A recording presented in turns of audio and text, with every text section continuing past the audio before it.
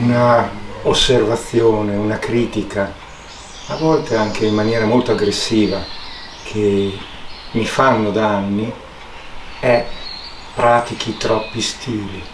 Tante volte non ho risposto, soprattutto quando le persone sono scortesi o troppo aggressive, ma quando la domanda mi è stata posta in maniera cortese ho risposto volentieri del perché pratico così tanti stili. Ora ho deciso di fare un video in modo che posso linkarlo ogni volta che mi viene, diciamo, fatta questa critica. Sono più di 50 anni che pratico arti marziali, tutti i giorni, più ore al giorno. Addirittura penso, adesso, che non sono più giovane, di aver praticato troppo in certi momenti della mia vita, perché anche l'attività eccessiva consuma. È vero che le nostre arti, lo sport in generale, fanno bene quando non sono troppo. Però, tornando ai 50 anni, più di 50 anni tutti i giorni, più ore al giorno.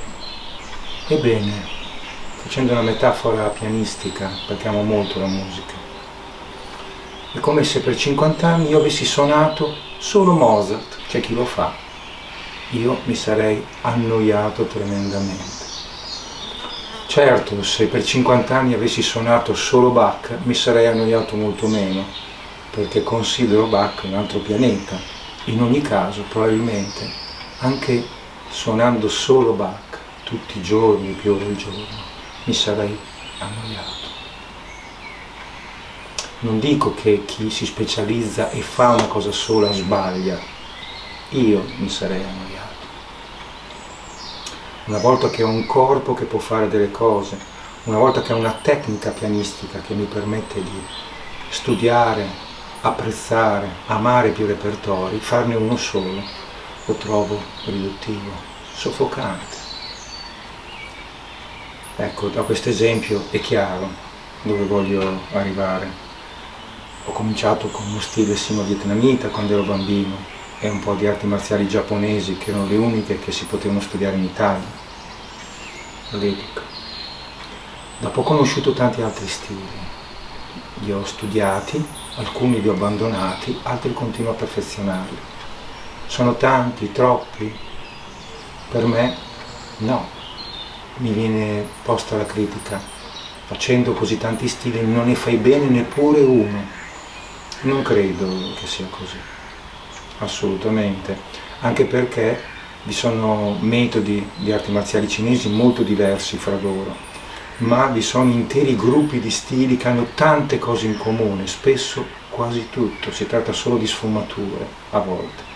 Ecco che quando abbiamo delle buone basi in tutto un gruppo, questo ci permette di essere un punto fermo, un punto di gravità per comprendere e praticare anche altri stili simili. Anzi, proprio attraverso questo punto fermo, questo centro di gravità fermo, possiamo apprezzare le differenze fra stili simili. Non solo, ad esempio, nelle posizioni.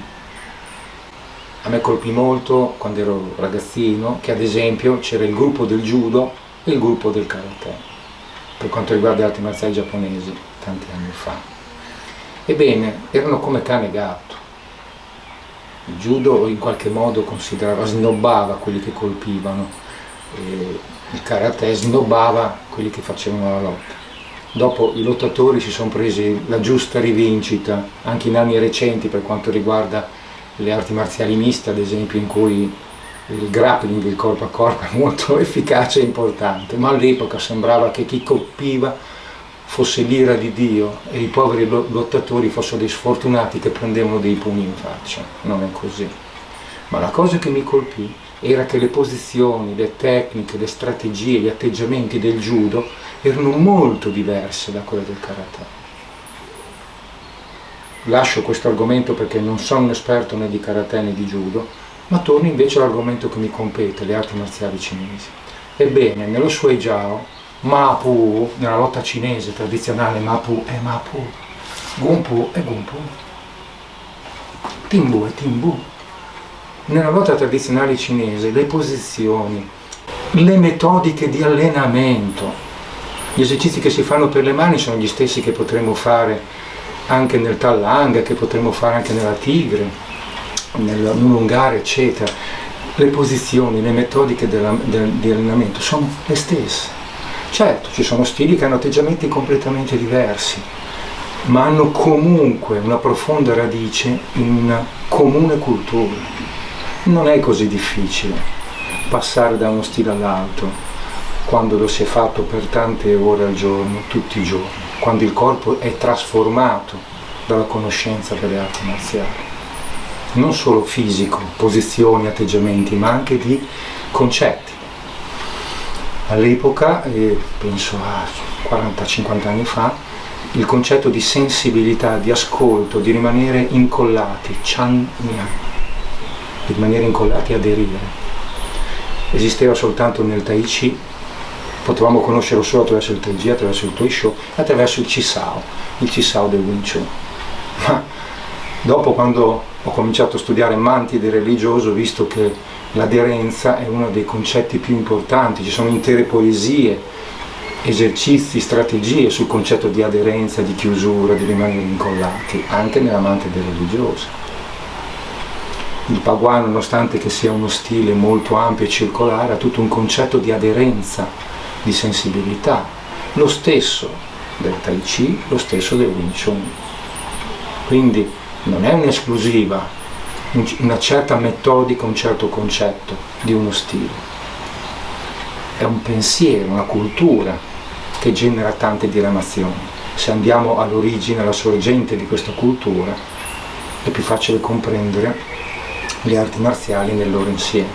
Un buon pianista suona Schumann, suona Chopin, suona Liszt, suona Bach, suona Mussorgsky, suona anche i clavicembalisti, anche se non è musica che nasce per il pianoforte, li apprezza, poi sceglie ciò che ama, ma non è che non deve suonare altri autori, altri stili. Credo con questo di aver dato una risposta.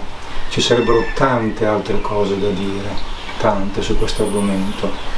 E non è una critica a chi fa tutta la vita una cosa sola. Ci sono dei benefici a fare tutta la vita una cosa sola. Io non posso farlo. E cerco comunque quello che faccio di farlo bene.